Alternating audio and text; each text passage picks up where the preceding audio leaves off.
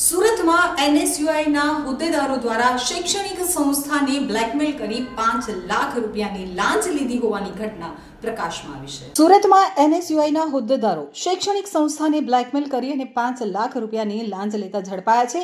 તો સારોલી પોલીસ દ્વારા સુરત શહેર એનએસયુઆઈ પ્રમુખ સહિત 5 લોકોની ધરપકડ કરી 2 ને વોન્ટેડ જાહેર કર્યા છે અને તેમની પાસેથી 5 લાખ રૂપિયાની રોકડ રકમ રિકવર કરી છે।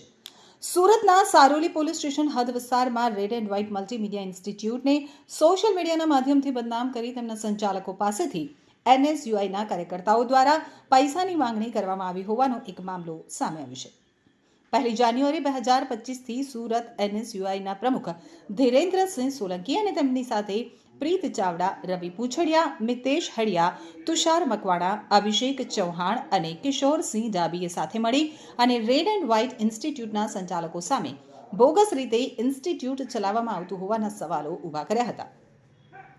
તો આ બાબતે એક પ્રેસ કોન્ફરન્સ કર્યા બાદ અલગ અલગ ક્લિપો સોશિયલ મીડિયામાં વાયરલ કરી હતી અને red and white multimedia education તેમજ creative design and multimedia institute અને એડકેટ આ ત્રણેય સંસ્થાઓ ખોટી રીતે વિદ્યાર્થીઓને માર્કશીટ બનાવી આપે છે તે પ્રકારના આક્ષેપો કરી ત્રણેય સંસ્થાઓને સોશિયલ મીડિયામાં બદનામ કરવા અલગ અલગ રીલ અને પોસ્ટ વાયરલ કરી સંસ્થા વિરુદ્ધ વધારે આ પ્રકારનો પ્રચાર નહીં કરવા માટે અને સંસ્થાના સંચાલકોને ફસાવી 10 વર્ષ સુધીની જેલ કરાવી દઈ ધંધાને તાળા મારવાની ધમકી આપી હતી અને 1 કરોડ રૂપિયા પતાવટ માટે માંગવામાં આવ્યા હતા।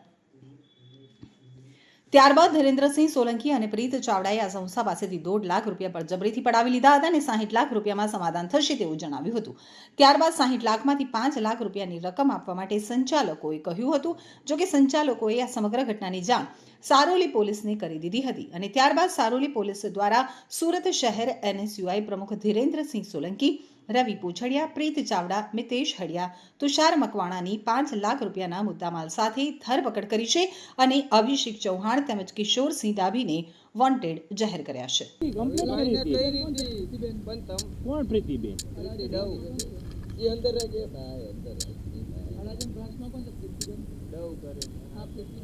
તમારે કોઈ પણ તમે મને ફોન કરજો, બરાબર છે?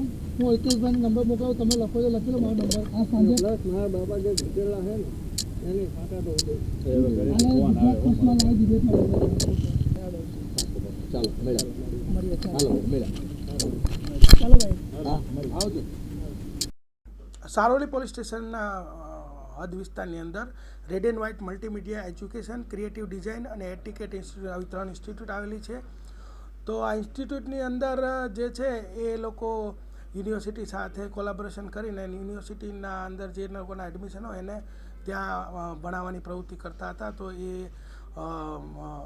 રવિ રામજીભાઈ પૂછડિયા, ધીરેન્દ્રસિંહ મહેન્દ્રસિંહ સોલંકી આ લોકોના ધ્યાનમાં આવ્યું કે ભાઈ આ લોકો સંસ્થા ચલાવી રહ્યા છે, એટલે એ લોકોએ આ સંસ્થા વિરુદ્ધમાં અગાઉ એક પ્રેસ કોન્ફરન્સ કરી કે આ જે સંસ્થા છે એ બોગસ ડિગ્રી યુનિવર્સિટીની આપે છે અને પ્રેસ કોન્ફરન્સ કરીને મીડિયાને પણ બોલાવેલા અને ત્યારબાદ ઇન્સ્ટાગ્રામમાં આ સંસ્થા વિરુદ્ધમાં રીલ્સ બનાવી એનો ખૂબ પ્રચાર પ્રસાર કર્યો અને પછીથી એ લોકોને કીધું કે ભાઈ જો તમે અમને 1 કરોડ રૂપિયા નહીં આપો તો તમને 10 વર્ષથી વધુ સજાના ગુનામાં ફિટ કરી દઈશું અને અમારે ખૂબ ઓળખાણ છે, અમારા વિવિધ લોકો સાથે ફોટા છે, એમ કરી અને એ લોકો પાસે 1 કરોડની ખંડણી માગી। ત્યારબાદ રકઝકને અંતે 60 લાખ રૂપિયા આપવાનું નક્કી થયું અને 1,50,000 રૂપિયા અગાઉ એ લોકોએ બળજબરીથી કઢાવી લીધા અને ત્યારબાદ 20/2/2025ના રોજ બીજા 5 લાખ જ્યારે લેવા આવ્યા હતા ત્યારે આ લોકો પકડાઈ ગયા। એમાં પકડાયેલા જે આરોપીઓ છે એના નામ છે રવિ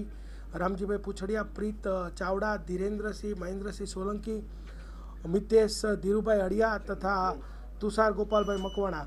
આ 5 આરોપીઓ પકડાયેલ છે। આ ઉપરાંત 2 આરોપીઓ જે છે આ ટોળકીના જે છે એ પકડવાના બાકી છે। એમનું નામ છે અભિષેક ચૌહાણ અને કિશોરસિંહ ડાબી। પ્રારંભિક જે અમને માહિતી મળી છે ને જે એ લોકોએ અગાઉ પ્રેસ કોન્ફરન્સ કરી હતી ત્યારે આ લોકોએ પોતે એનએસયુઆઈના કાર્યકરો હોય એવું એમની ઓળખાણ આપી હતી અને એના પ્રમુખ તરીકે ધીરેન્દ્રસિંહ મહેન્દ્રસિંહ સોલંકી પોતે છે એવું તેઓ જણાવતા હતા।